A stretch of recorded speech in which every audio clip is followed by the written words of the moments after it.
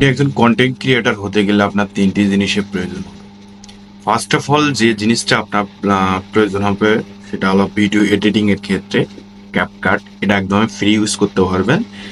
দেন এরপরে যে সফটওয়্যারটার প্রয়োজন হবে সেটা হচ্ছে স্ক্রিন রেকর্ডার। এটা দিয়ে আপনারা স্ক্রিন রেকর্ড করতে পারবেন। এটা ফোন কিংবা আপনার ল্যাপটপে আপনি স্ক্রিন রেকর্ড করতে পারবেন বা কম্পিউটারে স্ক্রিন রেকর্ড করতে পারবেন। দেন আপনার এরপরে যে বিষয়টা আপনার দরকার হবে, যে সফটওয়্যারটা দরকার হবে, দেন এটাও আপনার ফ্রি ইউজ করতে পারবেন। সেটা হচ্ছে ক্যানভা।